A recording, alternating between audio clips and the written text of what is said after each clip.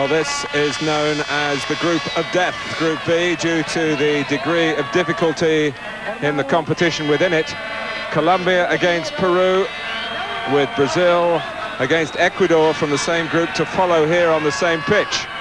Colombia have had to come to terms with the genuine tragedy, the dreadful Escobar experience, as well as their footballing failure in the World Cup finals, when so much was expected of them. Still the core of that squad, and joined again by their colourful goalkeeper, René Higuita, who missed out in '94 because of injury and the fact that he'd been in jail.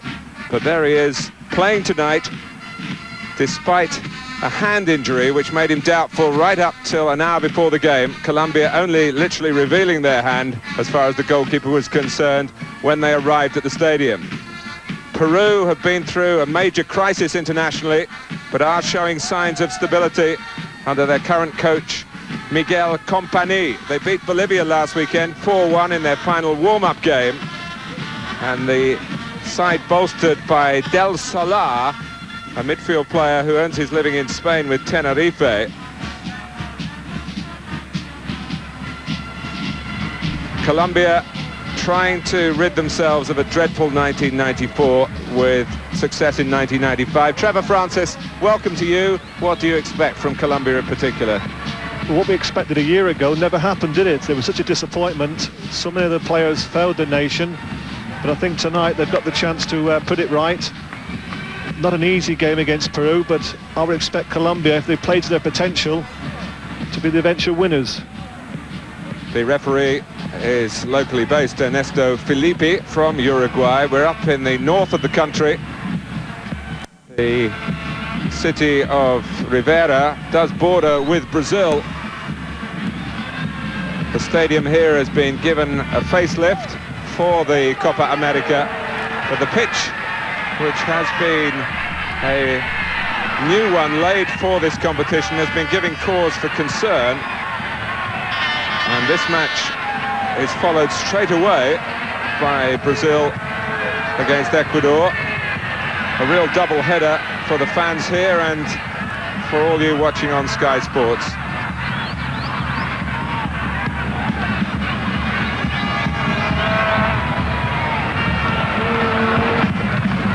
Only Brazil have been able to train on the playing surface. They always regard themselves rather as above the law, but the authorities have tried to stop the grass being damaged. There's been a lot of rain, but happily today has been brighter and drier. The goalkeepers will appreciate that. And in goal for Peru, Miranda, who's not known in truth for his consistency. Faustino Asprilla. We're hearing that Leeds United are showing an interest in acquiring him from his Italian club Parma.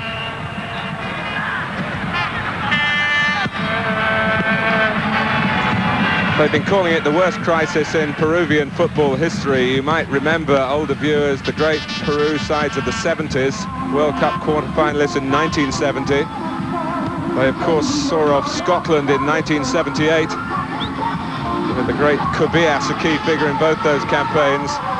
But the problem in Peru is they rather sat back and watched that generation of great players and thought they would go on forever. But of course they didn't, and there have been a couple of missing generations really. The hope is in Peruvian football that this current crop can show that there is still life in a country which, of course, like all these Latin American nations, really does take the game very, very seriously indeed.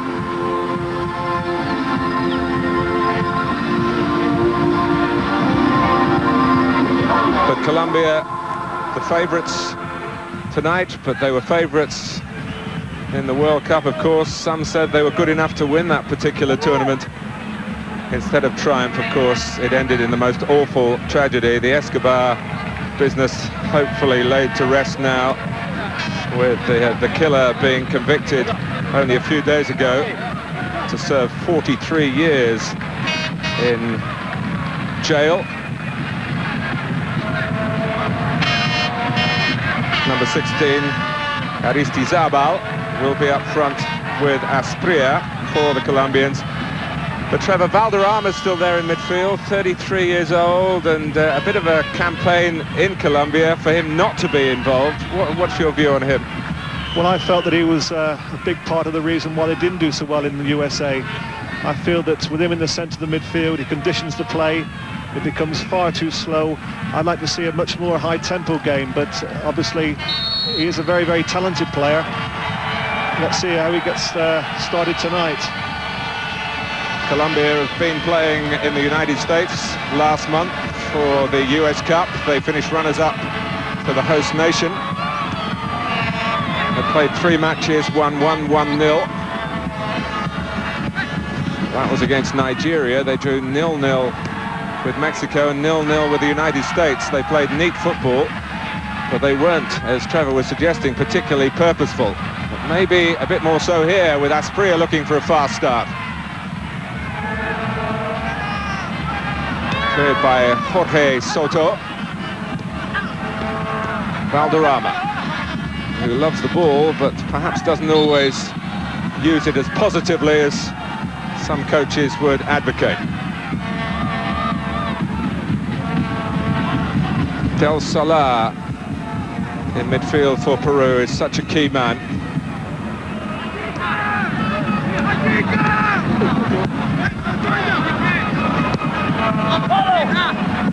Santa, number 2, wearing that shirt and playing at left back. Mendoza and Bermudez, the 2 centre-backs. Gaviria here, another from the World Cup of '94. And Freddy Rincon. And the leggy Rincon, who's been playing in Italy for Napoli. Gaviria trying to help it on. Aristizabal coming back.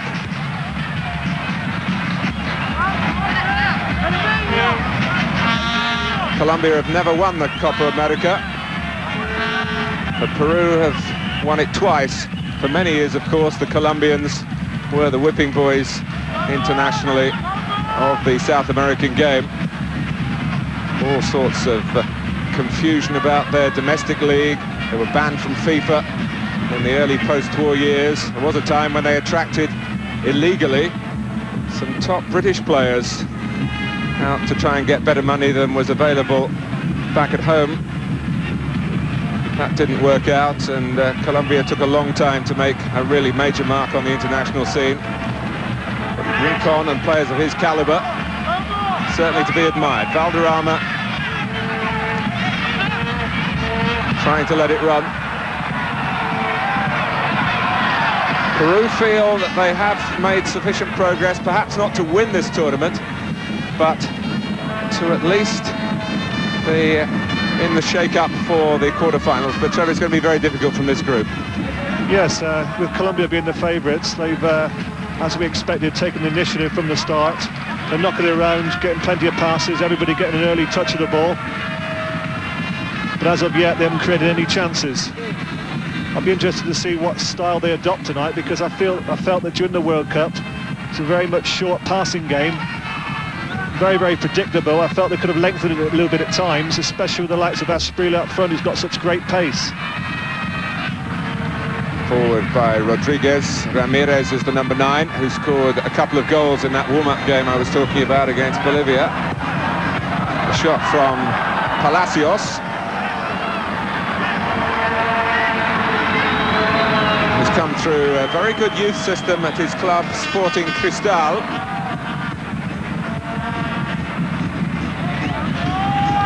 And he was allowed here to turn and let fly. Yes, the defender for Colombia didn't close the player down, so Palacios tried his luck. Here he should have been closed down. He's got 5 yards to spare, so he just has a crack. And certainly with this question mark about the fitness of René Higuita, one would expect, if Peru are properly prepared for this, to examine just how damaged that hand might or might not be. It's been the main talking point in the Colombian camp. I don't think it's going to worry Higuita too much. I think if he had a foot problem, it would have been more of a concern. Valderrama. Wow, it was exciting to watch. The offside flag went up. It must have been close against the number 13, Cabrera.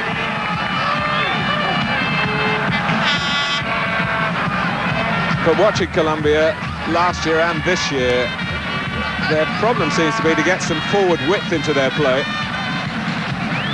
And they were trying for the central route here. A little bit unfortunate there. Great bit of individual skill. Aristizabal. Rivera is the number 6. Astria trying his luck.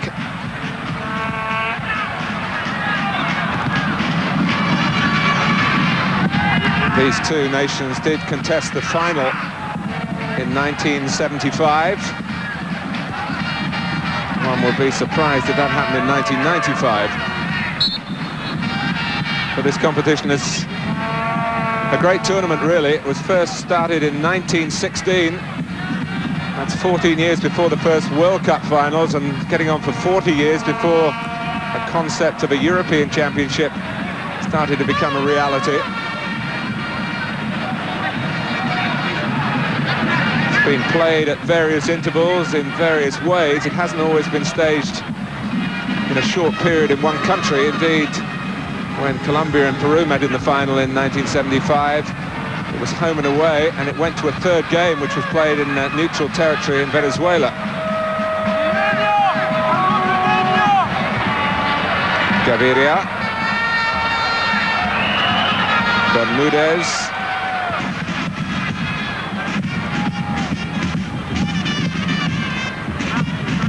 Santa, a very right-footed left-back. The hard-working Lionel Alvarez would be more conspicuous than number 14 if he hadn't got Valderrama alongside him all the while in his international career, who's really taken the eye with the hairstyle as well as with his ball-playing abilities.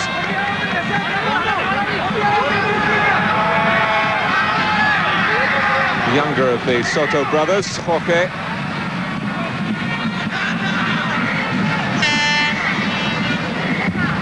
Peru didn't make it to the World Cup finals last year. They were bottom of their qualifying group with just 1 point from 6 matches. A real disaster in that campaign.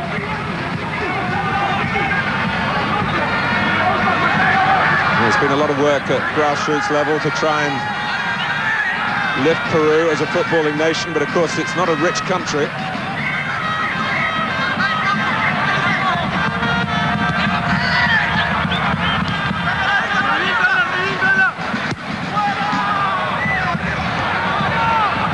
Nicely taken by Del Solar. This is Baroni, who's been playing in Portugal. Was making progress then and rather took the shot at the wrong moment when he was not quite set for it. Yes, over-optimistic there. Really weak effort. He's not going to trouble a Guita from that sort of distance.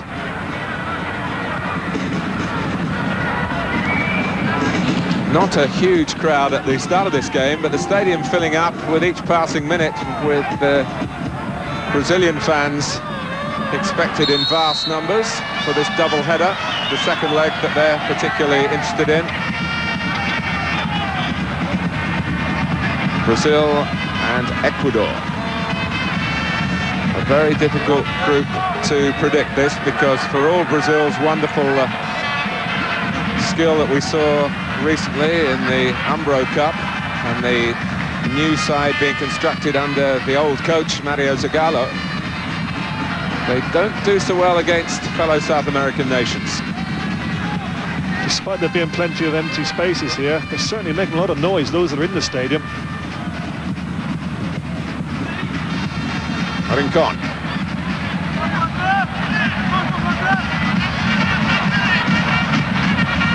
Rincon again.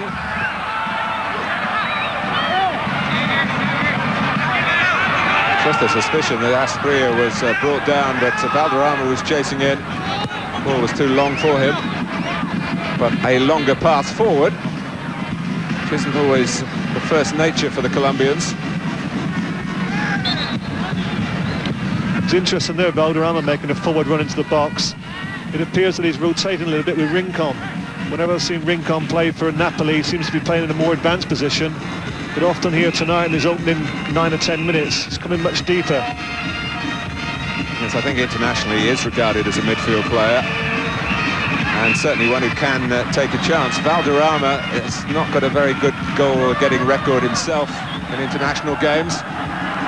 Here's Palacios. Higuita started to come. Still Palacios, real chance for Peru. And Higuita sets off. This is a little thumbnail sketch. If you've not seen him before, I'm sure so many of you will have heard of his goalkeeping stroke outfield playing style. He takes free kicks, he takes penalties, and he certainly is the first line of attack as well as the last line of defence. Well, we spoke about Colombia not lengthening the game. The first thing that Higuita does when he gets it is he lengthens it. Plays a very good ball down the line to Esprilla. I mean, we can laugh at it and criticise it, but it was a good pass. And it certainly was a very positive attitude. And that's how Colombia had started here. Criticised at home for a rather subdued showing in the United States last month. They came very close to depriving the Americans of that US Cup. They needed a goal, and in the very last seconds, Bermudez, who's playing tonight, had a header cleared off the line, which would have won the Cup for them. The draw wasn't good enough, and they ended up in second place. Let's not forget that Higuita dribble started after him making a good save. And really, he shouldn't have been given any chance, because I thought that Palacios had the opportunity to shoot with his right foot, came inside, came back onto his right foot. Wasn't a particularly powerful shot, but still it's the best opening we've had. And he certainly got away in the first place, to the consternation of the Colombians. This is Rincon, leggy but able, unlike many tall players, to change direction with such a natural elasticity. Rincon actually means corner in Spanish, and that's what he's forced here.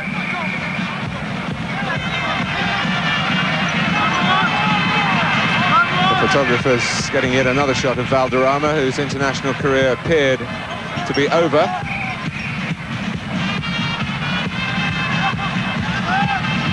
There's yet another Copa America for him. Santa. Bermudez.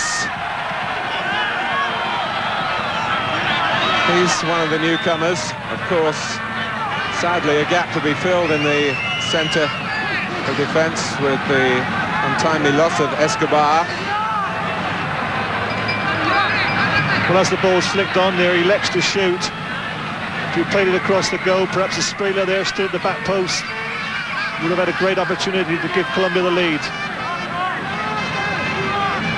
Here you see the ball come in, there's an offside there, but linesman doesn't give it, doesn't flag, and over it goes. Yes, it was Esprilla who was in the offside position, as the Peruvian defenders on the line both sprinted out when the corner was played short. Miguel Company in the spectacles there, in the centre of your picture. This is Alvarez, who a few years ago was being linked with a move to Derby County, which didn't come off.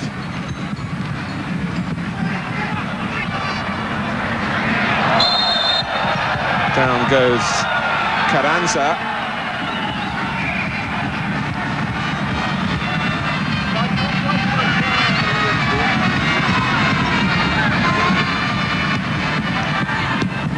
The reaction in the crowd, partly because some of the Brazilian players have arrived at the stadium, and going to have a little look at what might lie in store later on in the group games by taking in a few minutes of this action before they get stripped and get their minds concentrated totally on the match that comes up both here and on Sky Sports. It's a marvellous weekend for you if you're following the Copa America, with the kickoffs tomorrow and on Sunday, a little more to the liking of those who aren't so keen on staying up through the night.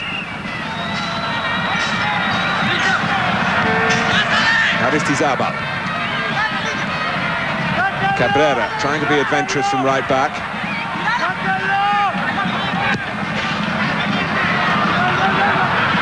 Here's Faustino Asprilla. Such a hit in Italy. Santa.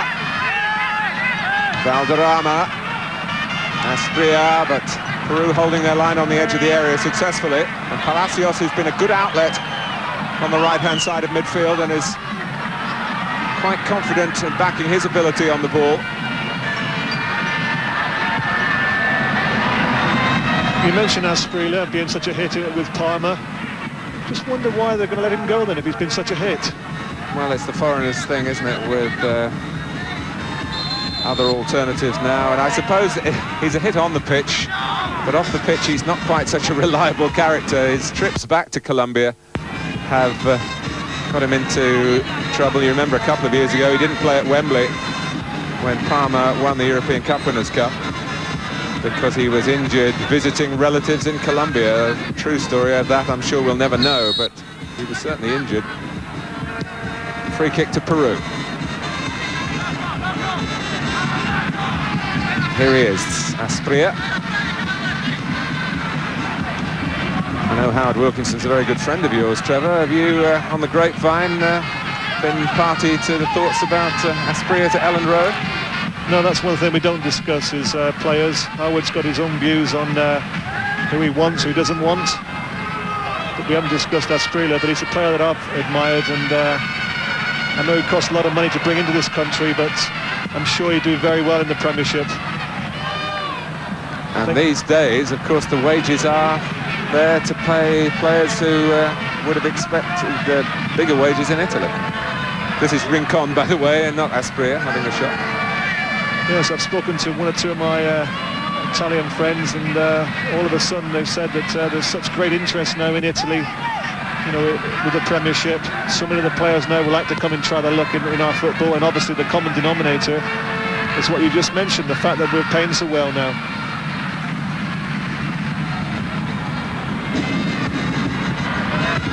Ramirez trying to force a way through the centre. Not getting any help from the referee.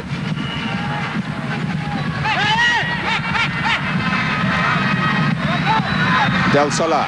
Certainly Peru not betraying the recent lack of success in competitive football that the nation has had to endure. But Colombia looking as though they have the potential to go on and justify those who feel that they're going to have a major part in this 1995 Copa America. Their problem, though, is not dealing with the ball in this type of area in the pitch. It's putting the ball in the opponent's net.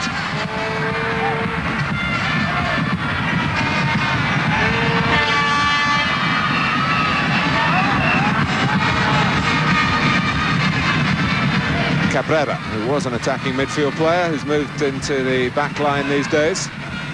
Alvarez, who does so much of the donkey work in the Colombian midfield. Asprilla, who's capable of taking on the most massed ranks of defenders. And Aristizabal.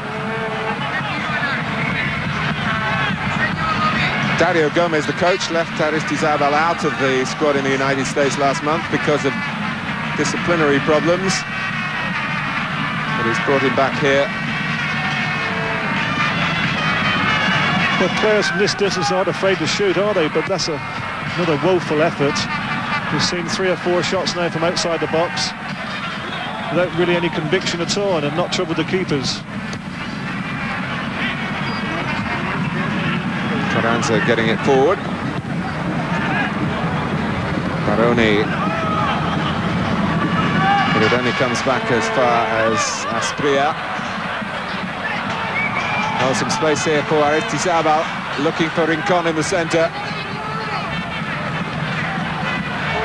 Nice turn once and twice by Aristizabal. And it did reach Rincon, somewhat to his surprise.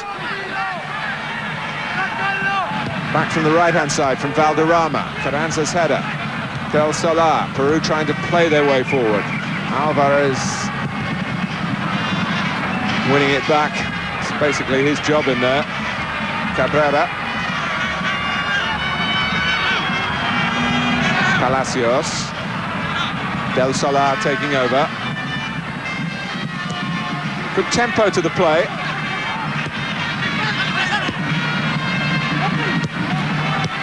But the ball being given away rather too often for Peru's liking. Asprilla ploughing his own furrow, as he is wont to do. That's when Asprilla's at his best, when he starts coming deep, receiving the balls into his feet and defenders backing off. He runs at them with such great purpose, using his speed. He really is a big threat. Here he is again. They want to get to him quickly, Peru, and they do. Del Solar, the Spanish-based midfield player, the Peruvian captain, trying to influence proceedings Peru's way.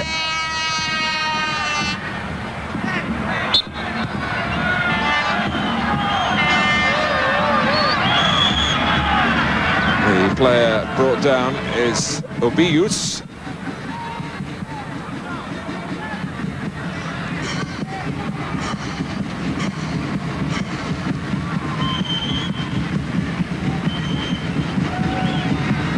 There's Baroni waiting in the centre. Ramirez, the number 9. Just over 20 minutes gone.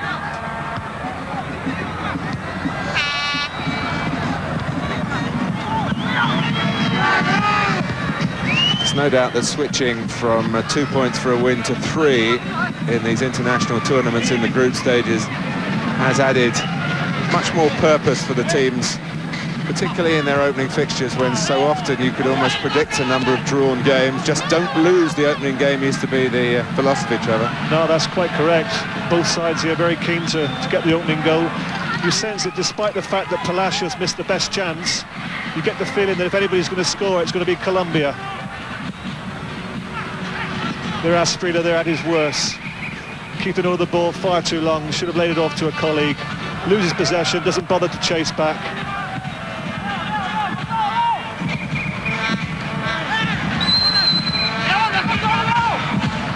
The free kick's been given against Santa Fe handball. Arm was raised.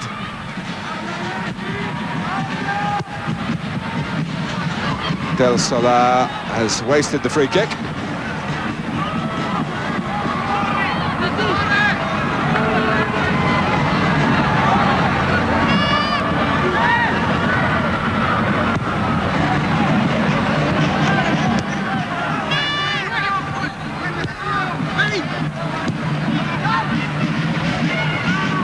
Mendoza.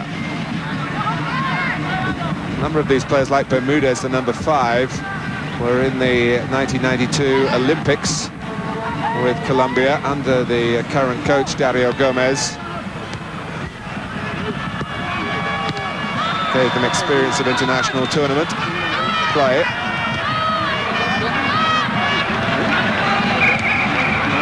Jorge Soto. Baroni. This is Carranza, with Obius making advanced movements down the left-hand side, still involved from Del Solar's pass. Del Solar trying to just nick it through there for the run of Ramirez. Oh, Valderrama with enough speed to get the ball past the opposition, but not to get away from the challenge, which was clearly a foul.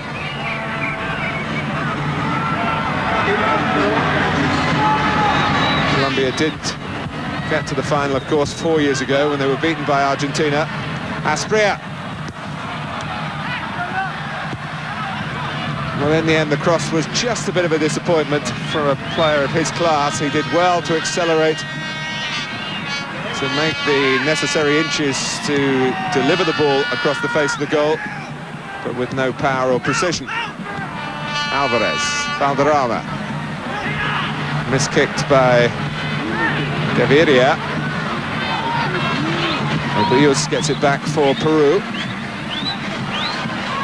Nikita wanting to be involved, that danger sign when defender and goalkeeper get so close together. But Mendoza kept his nerve. He's an old hand at the back. And of course he's played with Higuita before. Higuita's jail sentence, incidentally, was for delivering a kidnap note. He said he was proud to be in prison.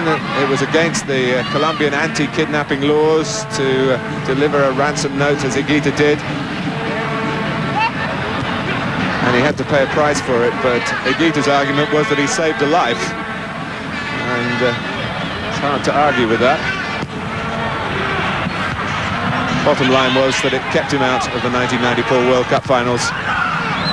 Cordoba, who's the backup goalkeeper here, played in the matches in the United States. Wherever you seem to turn in Colombian football, there's controversy. Valderrama. Even recently, the president of the Colombian Federation has resigned because of alleged links with the drugs cartel.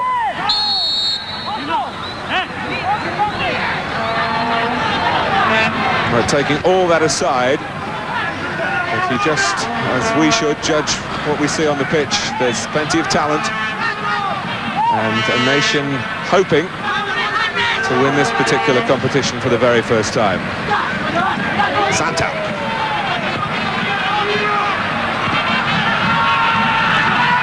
This is Gaviria, rather obvious with the shot, which will be used blocked.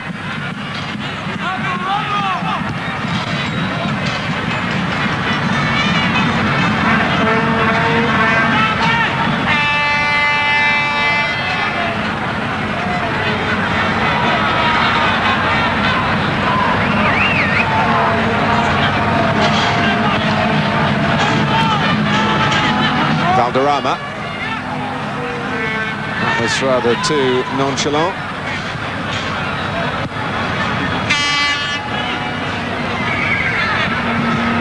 This is Dulanto.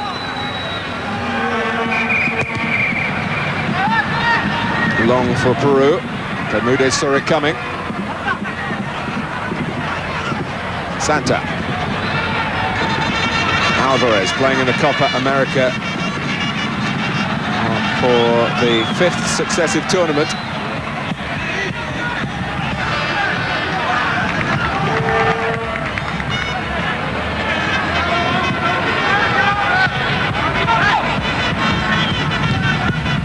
Santa.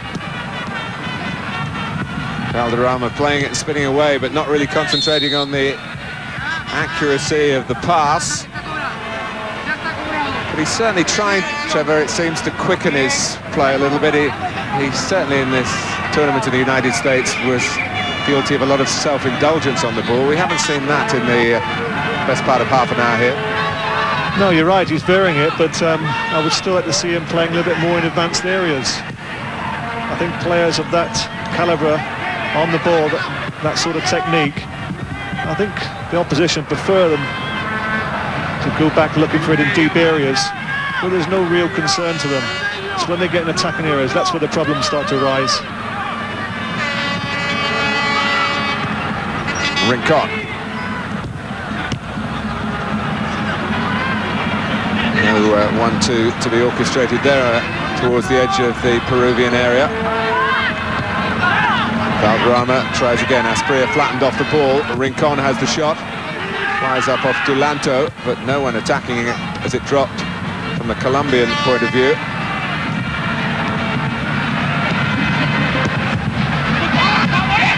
Would you say the same about Chris Waddle? Is that what you tried to do at times, to get him to play in more advanced areas with his skill on the ball to hurt the opposition rather than come deep?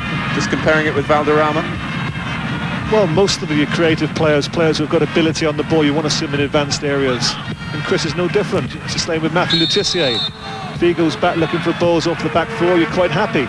It's when he's in around the opposing box, 25, 30 yards from goal, it always spells danger. Well, the danger to Miranda's goal here might come direct from a free kick.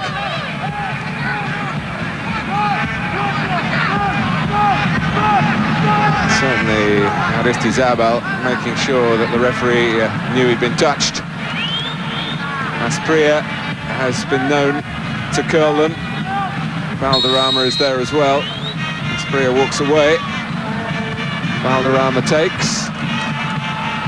Bermudez, who's definitely a threat at set pieces.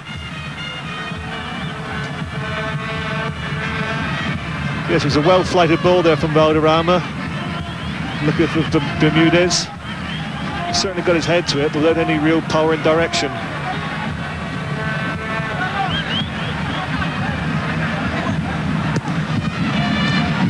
This the third game of the 1995 Copa America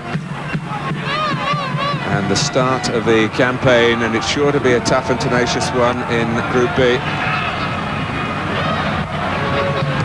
Rincon, Aristizabal, Spria waiting in the centre. The play switch from left to right by Colombia. Cabrera, Spria, Aristizabal, Cabrera, who again shows his willingness to drive on from his starting position at right back. He's caught offside here. Just to reinforce for you that this is just the first of two games for you from this very stadium tonight. That was very close, I must say. I think that was offside. You don't think it was? No. No, I think the linesman was a little bit late there, putting his flag up. And the second game, of course, gives you the first chance to see Brazil in this tournament. And if you watch Brazil play in England recently, I'm sure you'll be prepared to make it a late night here on Sky Sports and see the Brazilians again as they start their Copa America campaign against Ecuador. Foul by Carlos Valderrama on the midfield man Carranza.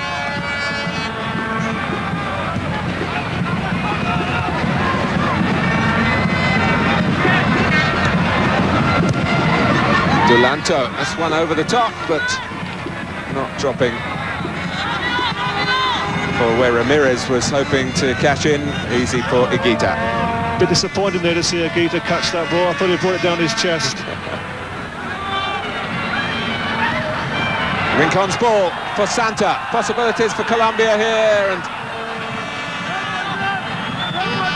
Aspria wasn't attacking the ball in the centre. That was a great little ball inside there for the fullback. Unfortunately for Santa, he doesn't appear to have a left foot, despite playing on the left-hand side. He had to cross that ball with his right foot. It's still a very, very good run, a good positive run, getting in the back of the Peru defence. It's the type of runs really that I expected Aristizabal in Aspria to make more of. There seem to be plenty of running, but coming too deep, looking for balls continually into feet. Both of them seem to have decent pace. Of course, we know Asprilla's quick. I'm not seeing his teammate up front, Aristizabal, play before, but he seems to have decent pace. I think they should try and use it a little bit more, looking to try and get in behind the Peru defence. Peru, for their part, quite happy to trade a bit of space. They've got plenty of numbers in midfield, and maybe defending deep is one way to deal with Colombia in that respect. And it's just this feeling that Colombia may make chances, but whether they'll take one remains to be seen. Very, very shot shy in the US Cup last month. They just scored 1 goal in 3 games, and that was a very, very fortunate deflection off a Nigerian defensive wall. And really would probably go down in the records as an own goal. And the player who took the free kick, Gomez, isn't in this squad, so they're short of recent international goal-getters. Jose Soto doing the tidying up. The back come Colombia with Valderrama, the willing Santa. Switching it to his right foot again. Not deep enough to cross. There were 3 at least attacking it that time for Colombia. Palacios, nicely played. On from Ramirez. Carranza.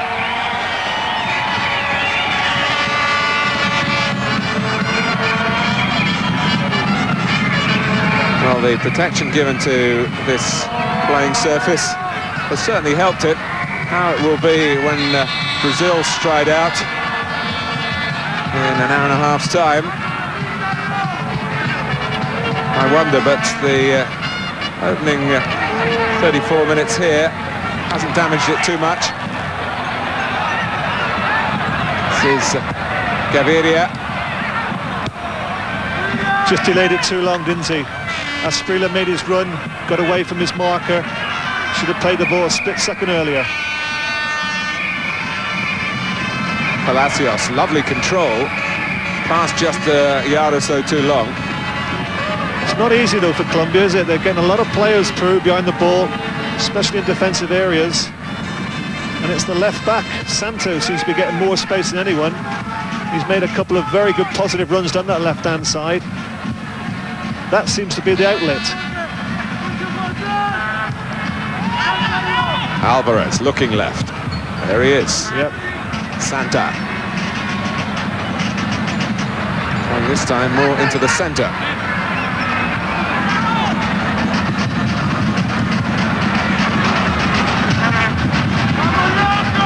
Gaviria. Valderrama. Asprilla has turned his defender, and Miranda did very well to take the pace off the shot, and there was help on hand on the line. The danger's not past yet. Rincon, the goalkeeper's back. He's fumbled it, I must say. From what I know of Miranda, he's a very erratic goalkeeper, but he played his part a moment or two earlier in stopping Asprilla, giving Colombia the lead here. That was good football. It was a good ball from Valderrama. Great run from Asprilla. Good control. Comes inside and should have scored. And it was Dulanto. But those are the type of runs that I'm on about, Martin. Rather than coming to feet, he's gone in behind the defender, got himself into a position where he had the opportunity to score. I thought he should have shot earlier rather than try to take it around the keeper. And there we saw Miranda bravely going down at his feet, keeping Peru at 0-0.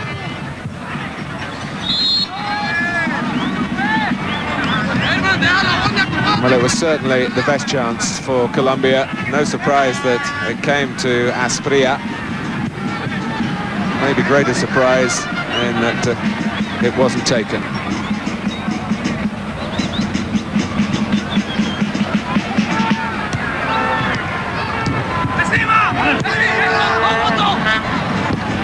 Here's Asprilla again, and here's Dulanto, who filled in behind his goalkeeper and prevented the ball crossing the line.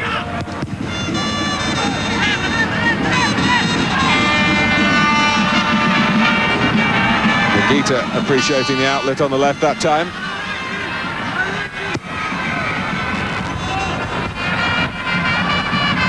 Well, it was an accurate crossfield ball at some distance from Rincon to Valderrama, but there's still plenty of Peruvians able to keep the defensive shape and the organisation, which includes a line that wins an offside decision. That was our friend Santar there, who was caught offside, popping up in an inside right position. Likes to roam forward, making them positive runs.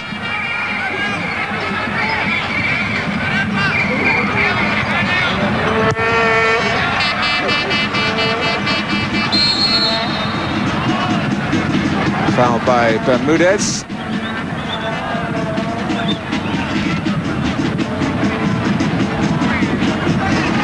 Del Solar with Baroni trying to conjure something up at the free kick.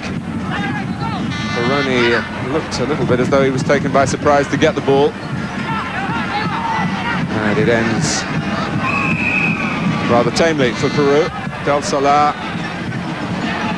who took the free kick, was amongst the highest scorers in the Copa America 2 years ago. He scored 3 times. A couple of them were penalties. Rincon. Bit of a chase here for Cabrera. Ball stays in for him.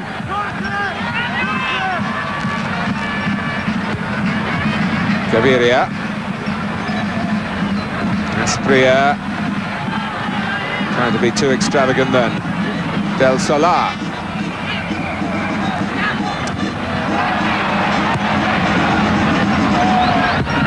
that attack from Peru came about all through Asprilla not being prepared to play the ball easy. It must be so infuriating when you have a player like that with so much natural ability. But he's got to understand that there are times when he's got to knock it off and play it easy.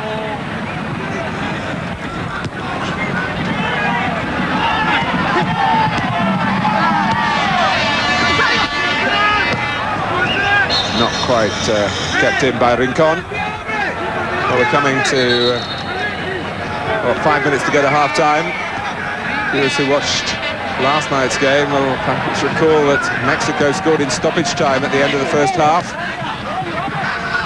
which seemed to be a great moment for them psychologically, and they ended up losing a game and deserving to lose it to Paraguay, who scored twice in the second half.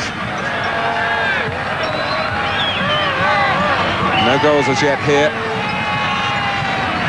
in Rivera.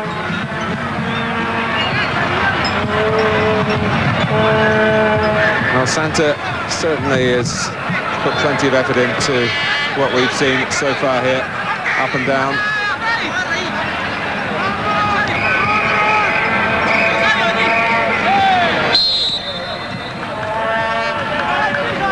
Well, a free kick rather needlessly given away on Rincon. Santa short to Alvarez. Valderrama. Rincon, Valderrama's flick. Valderrama again. Well, it was all done on the stretch first time, but it very nearly came off for Colombia. Yes, that was good little interpassing there with Valderrama at the fulcrum of the little passing movements. Only disappointment was that when he found himself in space, the final cross into the box wasn't good enough. Oh, Miranda, who does not inspire confidence on crosses. The whistle had gone, I think, for a foul on the goalkeeper before the referee appreciated the injuries. Is that Bermudez again in the thick of the action?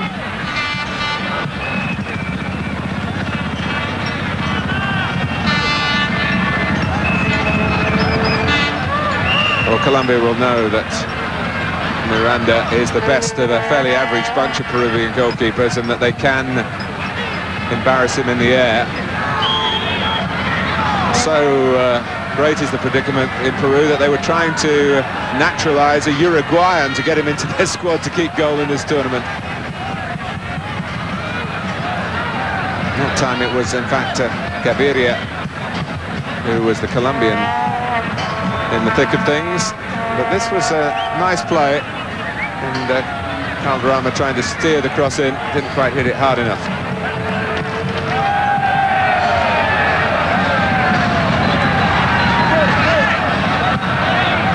Herman Gaviria.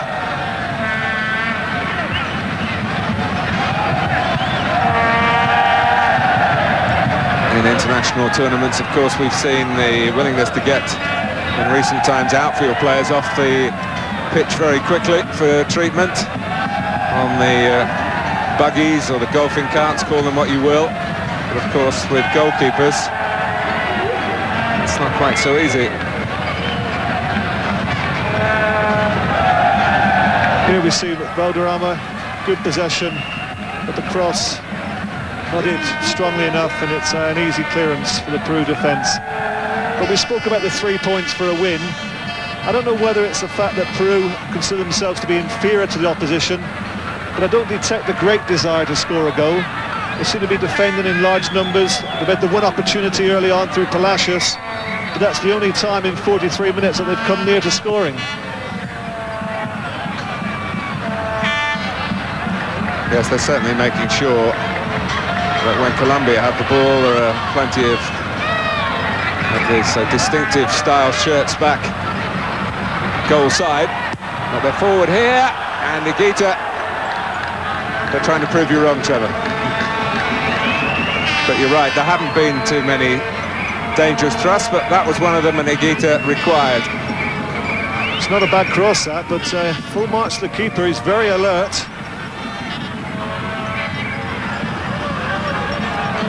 Trying to find Ramirez here. but Higuita got in front of him. A little bit of stoppage time because of the injury to Miranda. As we're coming to 45 minutes played.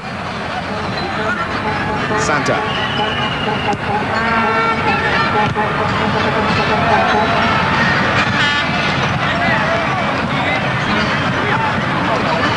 You just feel at times in that midfield there's just not enough care taken with the passing. We're only talking about 5-yard balls and they're giving possession away far too easy. You know, for players with the ability of Valderrama and Rincon, who's in possession now, all it needs is a little pass, take a little bit more care with it. Well, one thing the Peruvians have been saying here is that they feel that they've come to terms with the fact now that modern-day midfield players really have to get up and back and do their grafting, do their challenging. And they're trying to do that to Colombia. And apart from the unforced errors, there have been some forced errors as well. They're around the ball in good numbers here. Alvarez, who's not really regarded as the best passer from midfield. It's easily broken up again by Peru. And it's Baroni making the breakout. Bermudez with the tackle. And in stoppage time, it's Peru with a rare chance. Perhaps to manufacture something from this throw. Well-judged tackle by Bermudez. It had to be, of course. Yes, you got the feeling that Baroni going into the box, just looking for the penalty there. But it was a good, well-timed tackle. Well, Peru will be pleased with their work rate in the first half. Colombia with a lot of the ball, but not a great degree of trust to go with it. And at half-time here in the opening match in Group B, it's Colombia 0, Peru 0. So it's frustration all round, really. Colombia, the favourites in this game, held 0-0 at half-time. Well, watching the action with me here in the studio, the Scotland boss, Craig Brown, and alongside him, Frank Stapleton. We'll be hearing from both of them in a couple of minutes with their thoughts on that first half. It's goalless, though, at half-time. Colombia, the favourites, still have a lot to do to beat the Peruvians.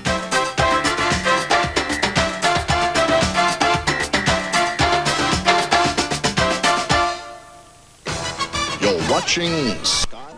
With driver's airbag as standard and a year's free insurance, you can with a Nissan. The ground is burning up. You can feel it. Wheels are on fire. Sunday, sizzling with live motorsport. The World Superbikes Championship comes from the very fast and fearsome Salzburg Ring. The most successful rider ever in the sport, Carl Fogarty, relishes the challenge. Oh, big one! There's more high-tech, high-powered international touring cars down at Donington. Sky Sports is burning up rubber. Sunday from 10:30 a.m. live.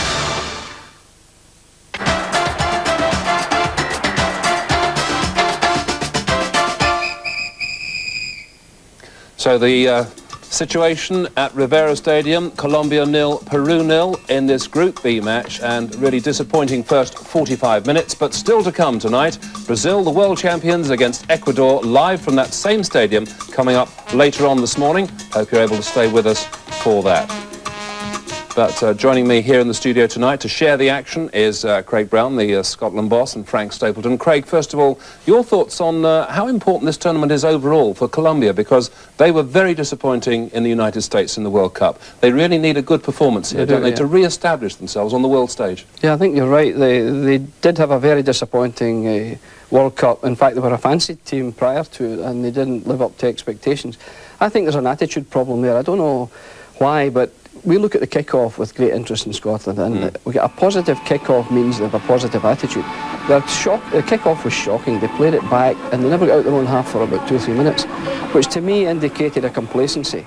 Yeah. And I think they've got to get rid of this complacency and show a bit of urgency, and then they're a very capable side. Well, we shall see. In the next 45 minutes, it looks as though Colombia, according to our studio guests, are going to win this game. We'll find out now. Cross back to our commentary team of Trevor Francis and Martin Tyler. Thank you very much, David. Well, Peru obviously not happy with what they gave us in the first half. They're making 2 changes. Rodriguez is off and Pinillos, the number 11, comes on. And this is Herman Kati, also waiting for the formalities to be completed. Of course, these days, he's going to come on for Ramirez, seems.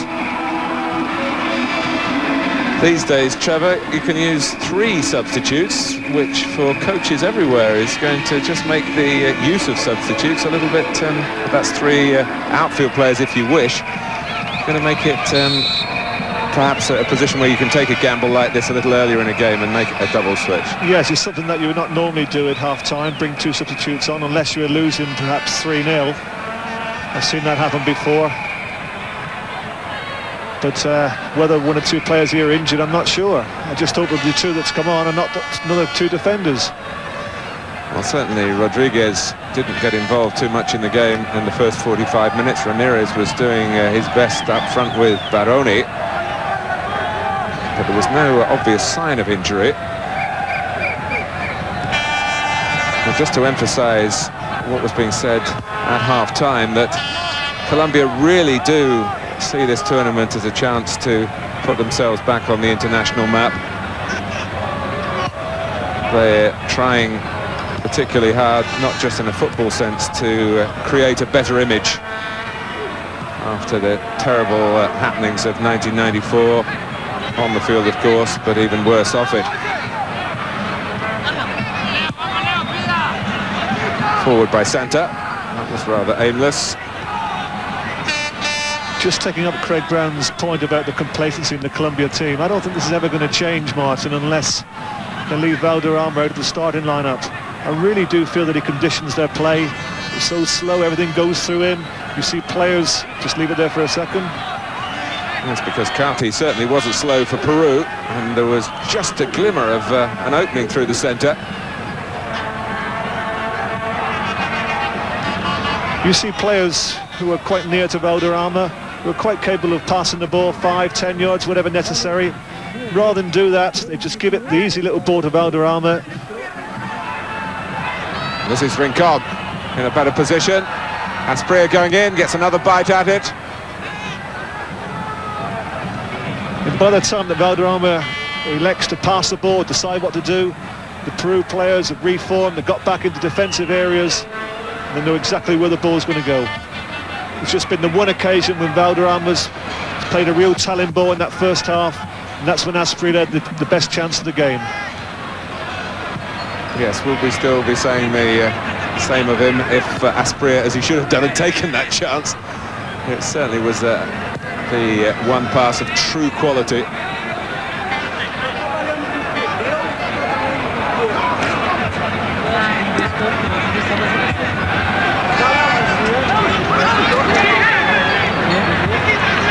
Palacios. This is the gifted Del Salah who stubs his toe there.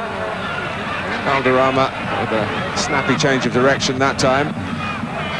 Yes, but you might just get someone in midfield who's able to pass the ball equally as good as Valderrama, but who wants to play for the team and not for himself. Yes, and that's the difference. Wants to cover a bit of ground.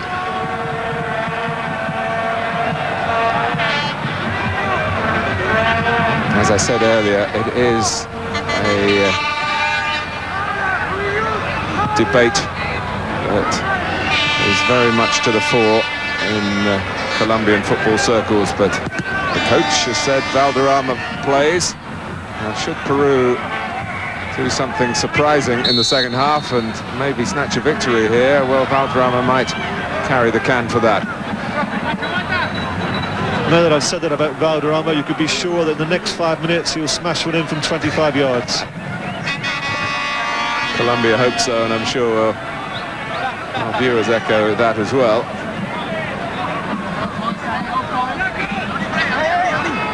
It's a genuine challenge for the ball by Cabrera. One thing I must say about this game is that it's been played honestly and fairly. We suspect sometimes South American matches of bringing riots on the pitch, with the players so volatile. The referee has not had a difficult task in this game. No, and I think that's in keeping with the game, isn't it? You know, we've played 49 minutes now, there's not been one really aggressive tackle. That one tackle that you thought that may result in a yellow card, it's been really lacklustre. Rincon. Gaviria's ball forward. Now possibilities here for Colombia. Aristizabal. Well, there were 3 coming in towards the far post for the cross for Colombia. The ball didn't get that far. Well, there were 2 or 3, Martin. I could see Asprilla, I could see Valderrama. One of them's got to make a run to the near post. But we've had 5 minutes of the second half, and without too much to improve on from the first half, there has been an improvement, and that positive note is being struck by both sides, with Peru starting with the double change. I think the one criticism you constantly hear in this country is that we don't shoot enough from outside the box. You know, we're always compared to the foreign players who seem to shoot from distance. We've certainly seen it in this game, but if this is the best they can do, I think I've seen our players not shooting from outside the box. Alvarez.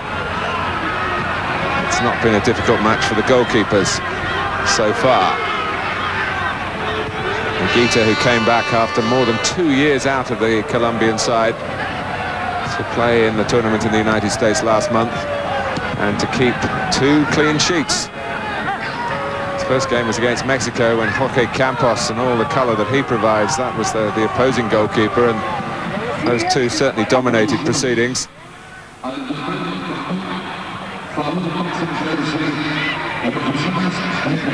Jorge Soto. Palacios, who does seem to have an array of talent. If they could get him into the game in a more advanced position from midfield. At one moment in the first half when he made a terrific break and then just rather lost total conviction as he bore down on goal. Free kick to Peru here. Del Solar is there. Pinillos, one of the substitutes as well. He takes it. Oh, and it was a fine effort too. Matched by the save from René Higuita. It was bound for the top corner of the net, but the goalkeeper just got there. Yes, it was fairly predictable. We're going to see a shot from outside the box. It was well struck and an excellent save from Higuita. So Peru have a corner. Rubius. And that was Dulanto, and Colombia suddenly finding difficulties. He's annoyed that he hasn't scored, the centre-back.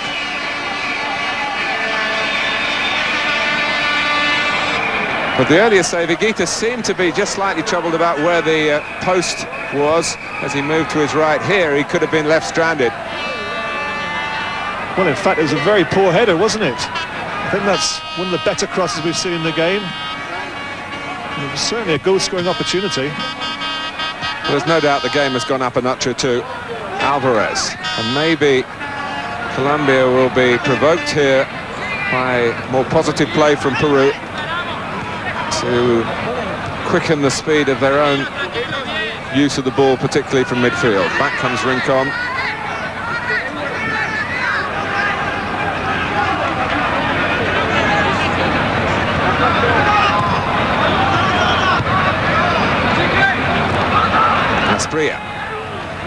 Alvarez, Valderrama.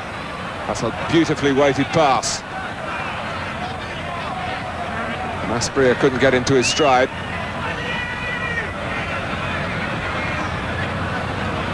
Pinillos, who had that shot that so nearly gave Peru the lead.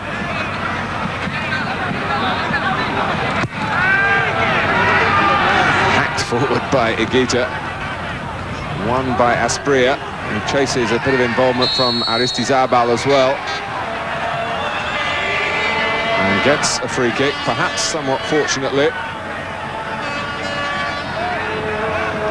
Whether it was a free kick or not, Martin, that all came about from, what was it, 50, 60-yard hack from Higuita. It wasn't the slow build-up, just one ball into the area where it causes problems. Asprilla could use his pace. He's got his team a free kick in a dangerous area. Valderrama clips it in. Palacios. Stride lengthened by Del Solar to keep the move going. Here he is again. Backtracks Rincon. Valderrama, skillfully done. There's never any doubt about his technical ability. Alvarez. But Peru noticeably doing their pressing further forward at the moment. Just a little extra zest about their play. Cabrera clears. Over Asprilla. Gets it back from Aristizabal. Here's Santa quickly on the scene for Colombia. Rincon. Looping header from Aristizabal. And Miranda wasn't sure where that was going to drop. That was good play from Colombia. The left back Santa involved in it. Rincon, little feint, back onto his right foot, good cross. And there Aristizabal, good header. I think it had been on target. I'm not so sure the keeper would have got it.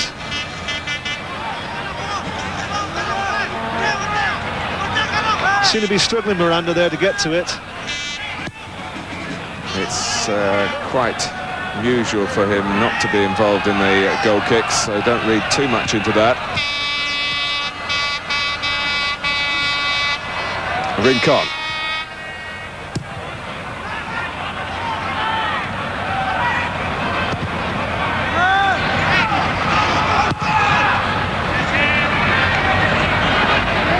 Higuita again, but this time it's a more studious attempt at a pass to Cabrera, and he'd have done better to do what he did a few minutes ago and smacked it up the middle.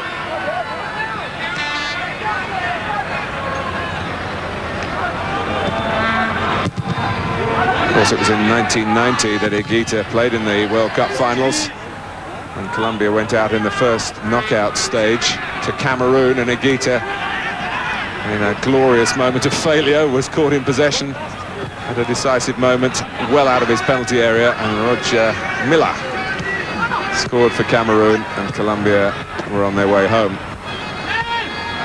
Aristizabal, in his desire to do it quickly, he did it badly.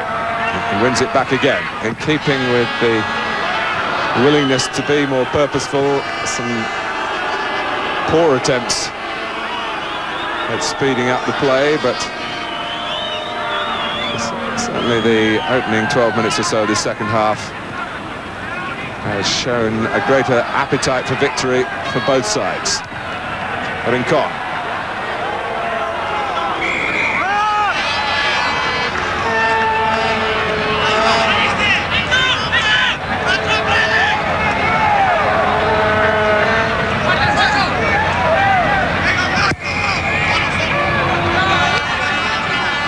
It appears that Rincon's second half is playing in a much wider position on the left-hand side. I can't quite understand that, because the fellow in possession of the ball here, Santa, he found more space than anyone in that first 45 minutes, and it's denying him the space because Rincon stood there.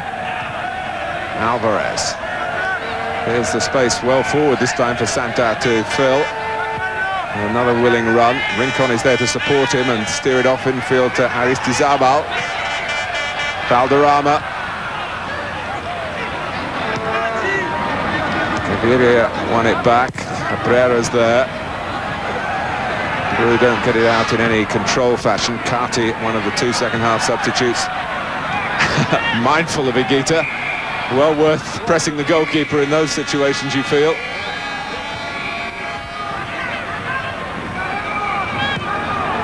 Rincon. But Trevor, you were tutting a moment or two ago at Valderrama, who tried to play that 1-2 on the edge of the area. Yes, it was a delightful build-up. 3 or 4 players, Colombian players, involved in it. And the all-important 1-2 that Valderrama needed to play to put, I think it was Asprilla or possibly Aristizabal, clear. Just couldn't play it. And once again, you know, he disappoints when it's so important to play that ball. That means the difference between a goal-scoring attempt and not. Twice the South American Footballer of the Year, Carlos Valderrama.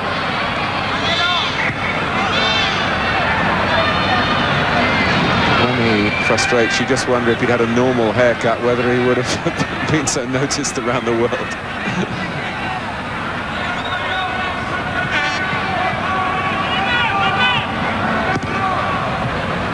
Rincon. Bit of holding from behind by Carranza. But again, nothing too sinister. And this Uruguayan referee has to sort out a minor argument after the offence. Rincon, the Colombian, and Carranza, the Peruvian. So half an hour to go. Asprilla. Cabrera, it's nicely played to find him. Cross is a very deep one. Asprilla's back heel. Santa. Good defending by Ubius. As Peru looked as though they were about to be opened up. It's a very, very deep ball back by Wilmer Cabrera. Yes, I didn't think it was a particularly good ball, but Asprilla made it into a good ball. Great first touch, instant control, lovely little back heel. Santar elects to put it across the face of the goal. No one attacks it again, and Peru are able to clear it. As Ubiusi did clear it, well forward now. Canillos. Alvarez. Surely that had to be a free kick. A definite push. I would agree with you. The referee saw nothing wrong. Peru denied a free kick on the edge of the area. But in that previous attack with Cabrera on the right and Santa, who played the final ball from the left, both fullbacks taking up advanced positions for Colombia. Yes, my first thoughts were that when Asprilla back-heeled it into Santar's path, I thought he was in a position to have a shot at goal. He elected to take it forward and pass the ball across the goal. You know, perhaps there I felt that, you know, he could have had the shot, Martin. I don't know what your thoughts were. Well, he's so stereotyped to whenever it comes onto his right foot. And now we have a yellow card for Palacios. The referee who's had an easy ride given the volatile nature of these Copa America matches reaches for the top pocket for the first time.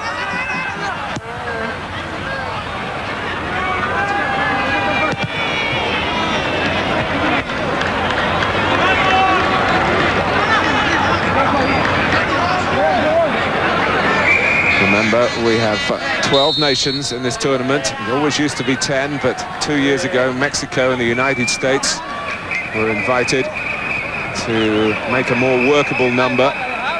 3 groups of 4 to be whittled down to 8 quarter-finalists. So obviously, the top 2 in each group automatically get their place in the last 8, and then the 2 best third-place teams.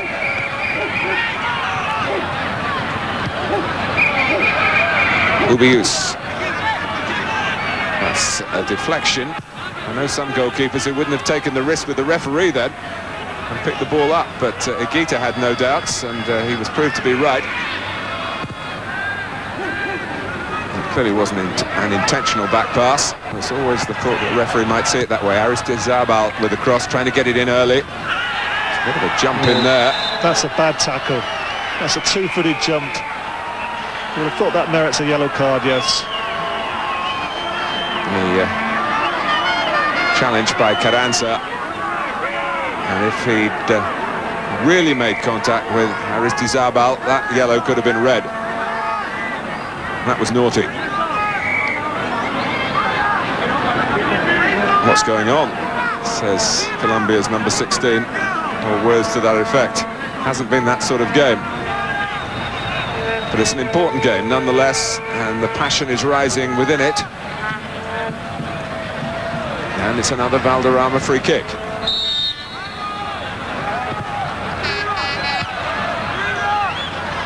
Palacios picking up the loose ball and trying to run away from Santa. Most of the Peruvians are pushed out, not Ubius, but he got to the ball. trying to give Valderrama a taste of his own medicine.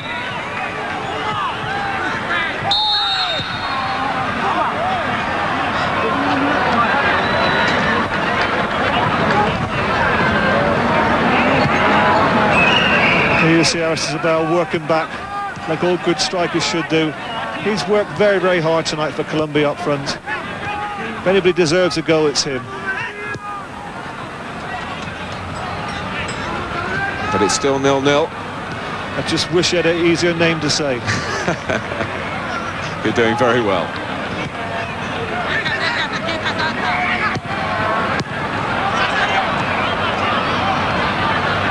Alvarez. Soto. Forcing him back. Jorge Soto, that is. Alvarez not panicking. Mendoza helping him out. Trying to get it forward to Asprilla, who's made it possible with a worthy challenge. Rincon. Valderrama. Neatly done.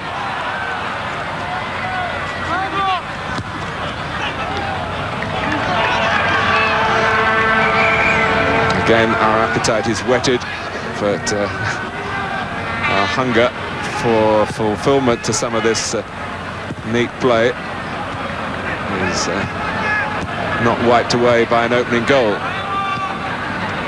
Valderrama once more. Asprilla, for whom many things are possible. Back towards him by Santa. Rincon is there, Valderrama is there. Asprilla, now the angle of the challenge then was certainly enough to have Asprilla appealing for a penalty. The defender was wrong side, but the contact ruled not to be deliberate. Trevor.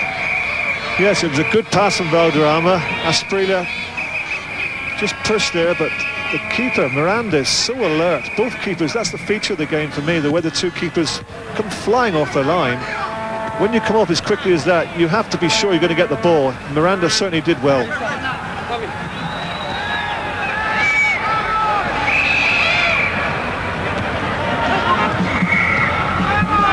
Valderrama. Aristizaba.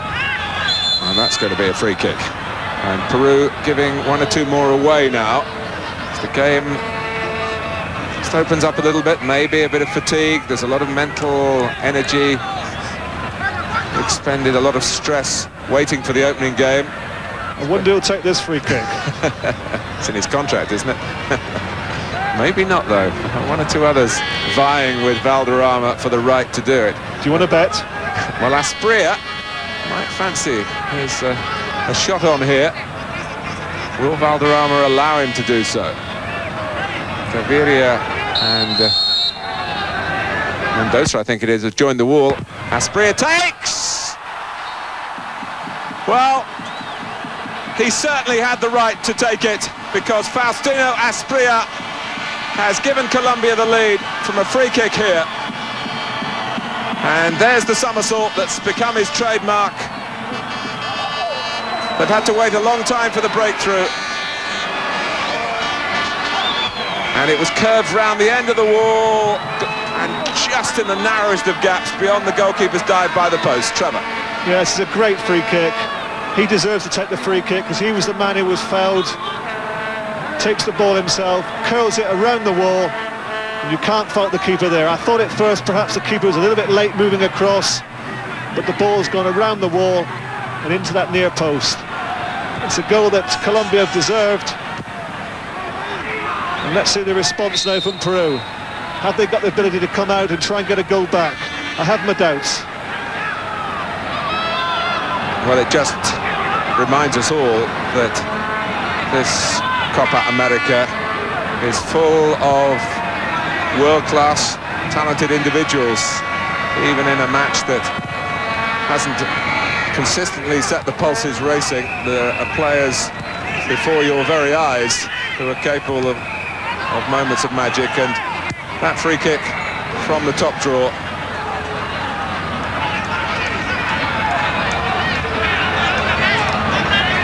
Asprilla did play for Colombia when they were losing semi-finalists a couple of years ago in the tournament in Ecuador, but he was a late arrival not fully fit. And so the tournament didn't see the best of him. Will it be his tournament in 1995? He's made a good start. 20 minutes left for Peru. Baroni. Broken up by the burly Bermudez. And there's so much confidence now. There's a flag there that came a little on the late side. And to the relief of Peru, it did go up. I think it was Santar who was caught offside, but what a great position he's in again, isn't he? Is it Santar? Or is it Aristizabal? I think you were right the second time. Yeah. But just going back to the free kick, Martin, I really thought that Valderrama would take it. But it just proves my point that there are players in the team who have got great ability. They have got the skill to pass it. They've got the skill to take free kicks and corners. And I think their Asprilla showed that not only Valderrama who can pass and take free kicks, he took it upon himself, and it was a great goal. But it's what the game requires, because Peru have to be more attack-minded now, and they're trying to do and get a free kick of their own in a potentially scoring position through Del Solar. Ubius. Tennis Palacios. And Ubius had made a very bold break there.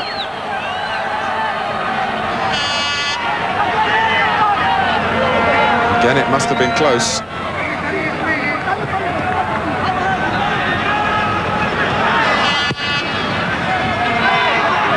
Well, they have one more change that they can make, of course. This is Olivares.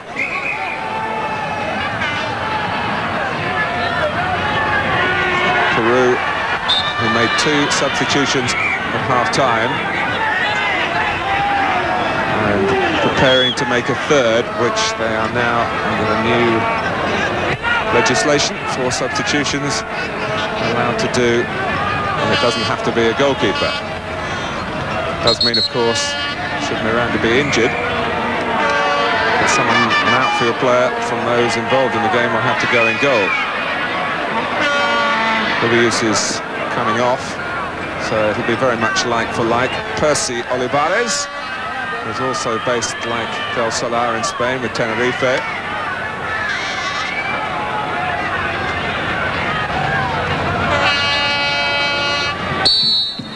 He comes on at a corner to defend a corner. I always say you shouldn't make substitutions when you're defending at a corner. Will that old adage be proved to be true as Colombia tried to take advantage of any reorganisation that Olivares has to be a part of. Do you subscribe to that, Trevor? Yes, very much so. Nios. Now Del Solar. Peru a goal down, time ticking away.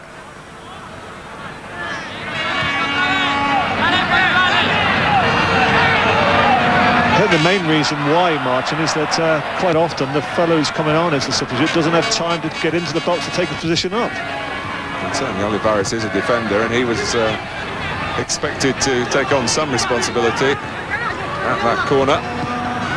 Here he is.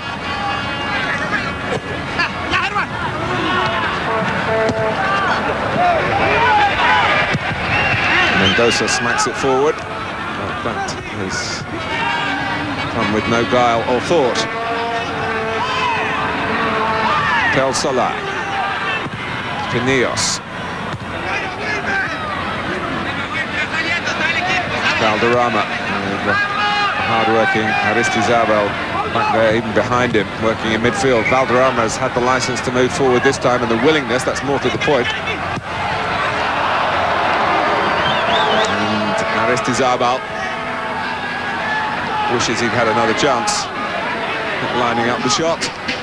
Should have been a better finish, shouldn't it? It was good interplay between Asprilla and Valderrama.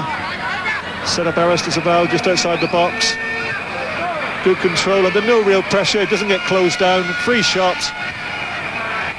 Yards over the bar.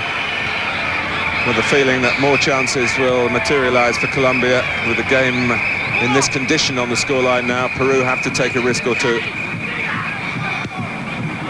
And that's when Asprilla's at his best. When defenders have to come forward, push him forward, leave space for him at the back, that's what he likes to exploit. I often feel that when he's played for Parma, the best of him is seen when he's playing away from home. When the emphasis is on the home side to attack, push men forward, there's no better player at Asprilla playing on the counter-attack. Valderrama tracking his runner well.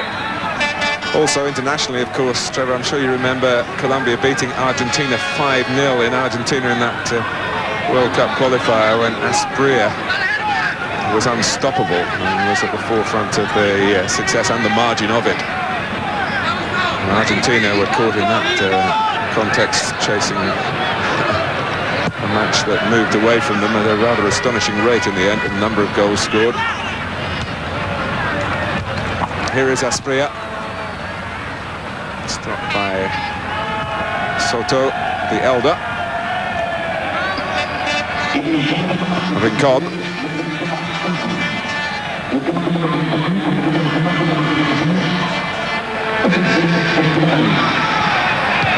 Well, Colombia would be feeling pretty confident in this situation, but a second goal would really sort it out for them. They'd hope to spring the Peruvian offside trap there. Flag up against Aristizabal again.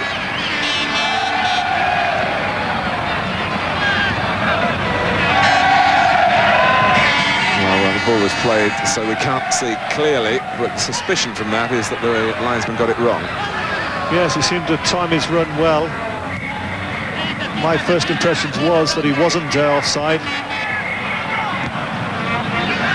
Well, it's been a much better second half, and we haven't had so much time to remind you, of course, what's coming up very shortly now on this pitch, on this channel.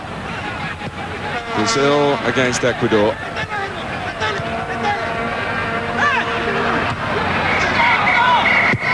The second match in Group B. Calling it the group of death, as I've been saying. I think in the light of the Escobar experience, that's probably not the right term to pin to this particular section, but it's no doubt that it's going to be very tight. And Brazil will have plenty of support. This city of Rivera, very close to the Brazilian border. That's Pinillos, who had that great free kick earlier on in the half. Baroni, Peru trying to snatch something in the closing minutes here. With all the worry of Faustino Asprilla on the counter-attack for Colombia. We nearly got it through for Freddy Rincon. Yes, the idea was right, wasn't it? He saw Rincon making the run in behind. Just didn't put enough on the ball.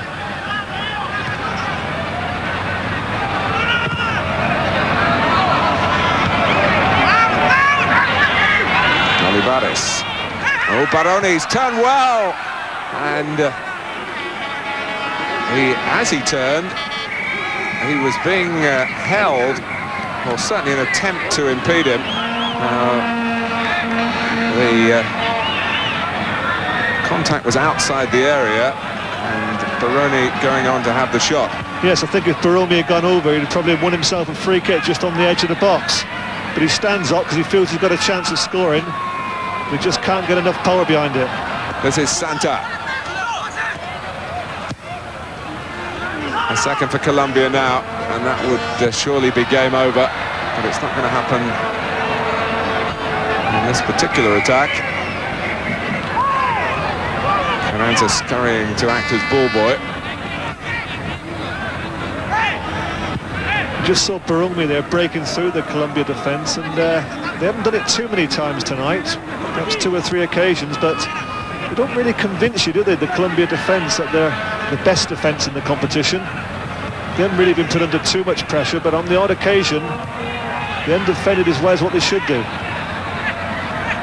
Here's Palacios, and again, that wasn't good defending either. Palacios! Oh!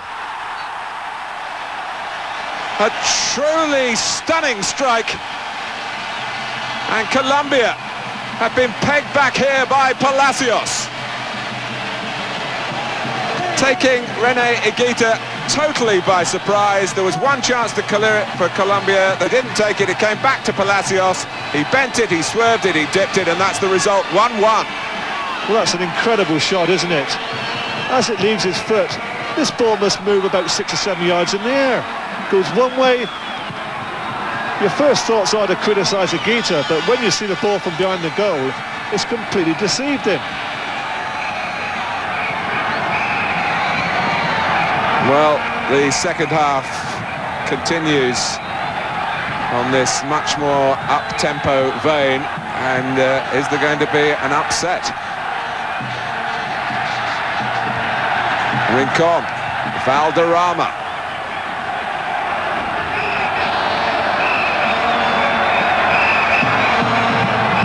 So, this gifted youngster, Roberto Palacios from Sporting Cristal, who was a very junior member of the Peruvian squad 2 years ago in the Copa America, is a very senior member of it at this particular moment.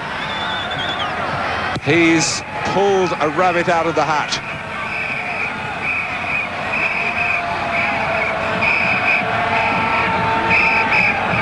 Now, at 1-1, how will the mind game work here? Will Peru think, we've got this equaliser, let's support the position and settle for a point? Not looking so on the immediate evidence, with Olivera well forward. And Del Solar. Palacios. Mendoza, mature man at the back, gets it away.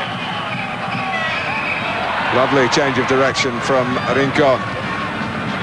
Aristizabal, Valderrama. Oh, it's another contentious offside decision. Ball was played quickly. Well, we'll see here whether it's offside. Good ball from Valderrama. Well, that's not offside, is it?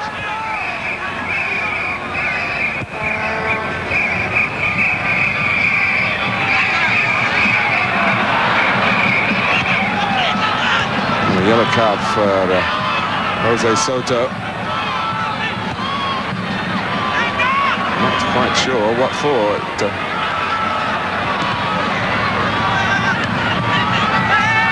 8 minutes to go, and what we are sure of is that Peru have rolled up their sleeves here, and thanks to an astonishing equaliser, are closing in on a point and maybe more in their opening game in Copa America. And now Baroni is saying, well, hang on a minute, if you're going to dish out a card,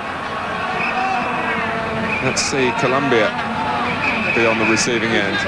Quiñones is trying to come on here. And a card is shown to Wilmer Cabrera. The number is up for Gaviria. Quiñones is a more attacking midfield player.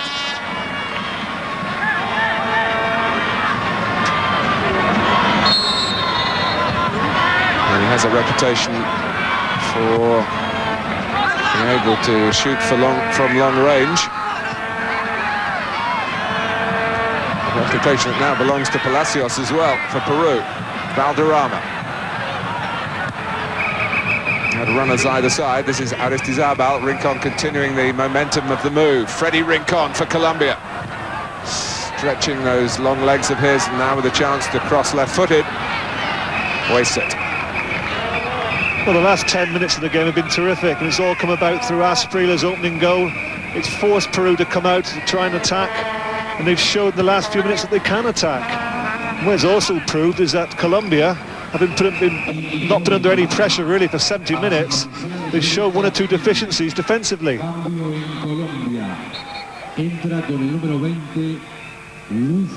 Down goes Baroni.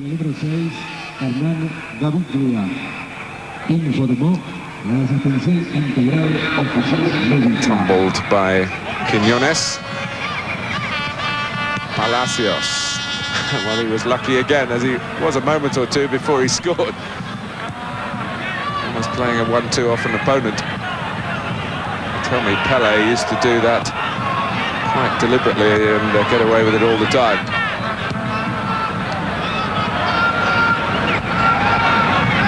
Pele would have been proud of the goal that Palacios has scored for us and for Peru here this evening.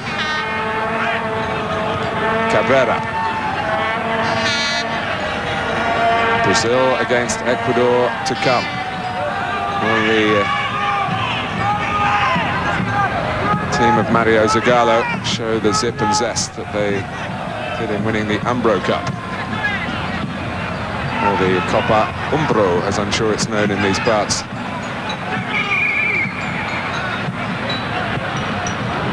Palacios is a definite offside that time against Pinillos.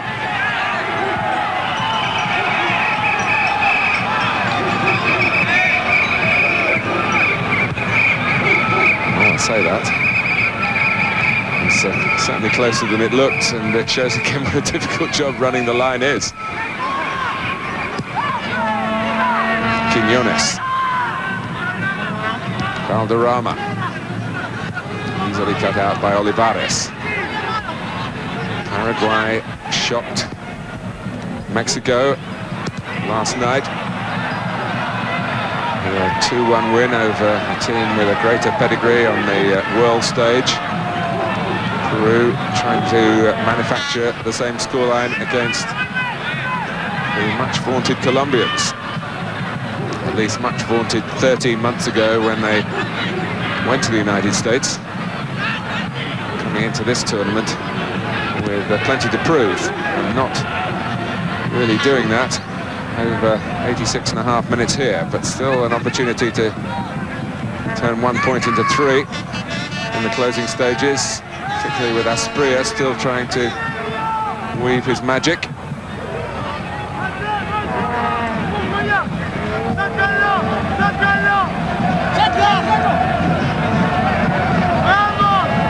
Asprilla gets the cross in. A bit of contact in the penalty area there. Trevor, I suppose in a way it's not such a surprise that both goals have come from outside the penalty area. No, that's the one thing I've been keeping on about all night, is the shots that have been coming from outside the box. And to be fair, the majority of them have been absolutely awful.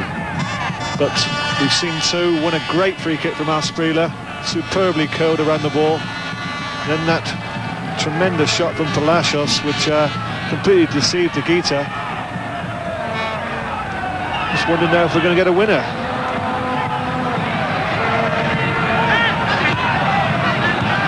Rincon. Aristizabal tangling with Carranza. Could have gone either way. It goes for Peru. Also, just on that point, that there hasn't really been an overabundance of goal sniffing, if you like. Players who want to go and pick up the bits and pieces in the penalty area. The crosses haven't been attacked when they have come in.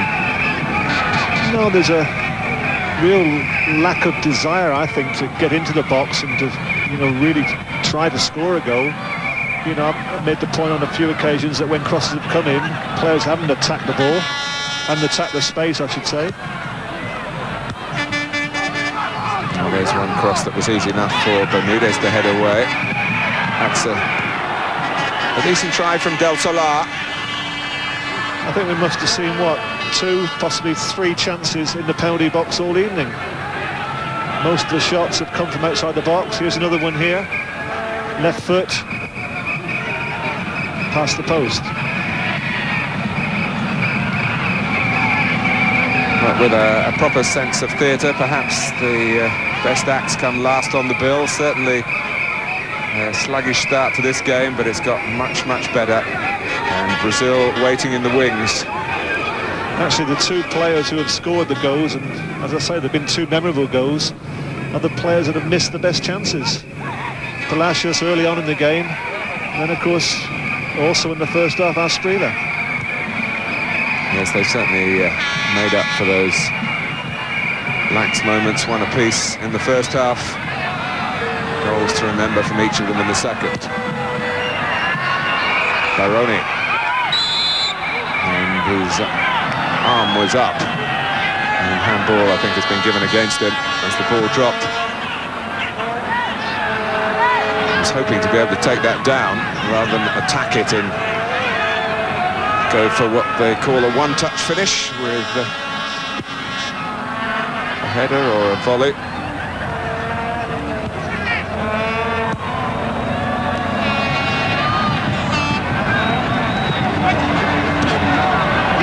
Pinillos losing out to Alvarez. Steady Eddie in midfield he is. Santa. Are we going to get a dramatic winner here? Asprilla, who can send defenders in different directions with a shimmy or two. Wasn't given any space that time, and we're into stoppage time.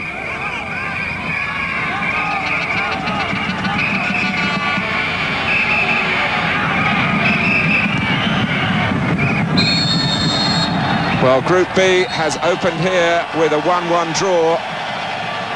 An indifferent first half, much better in the second. It will be remembered for two terrific goals. Colombia, the favourites to win this game, took the lead through Asprilla's beautifully struck free kick. But young Roberto Palacios, with a swerving equaliser from long range, restricting Colombia to 1 point and certainly giving Peru some reward from a daunting opening game for them. 1-1 in Rivera. Your commentators there, Trevor Francis and Martin Tyler, and as Martin said, really a much better second half, and I'm sure Peru well pleased with that 1-1 draw. Of course, Colombia much fancied to win that game, and Brazil too, the favourites in that group along with Colombia, but it 1-1 in that match. We'll see those goals again in the second half after this break.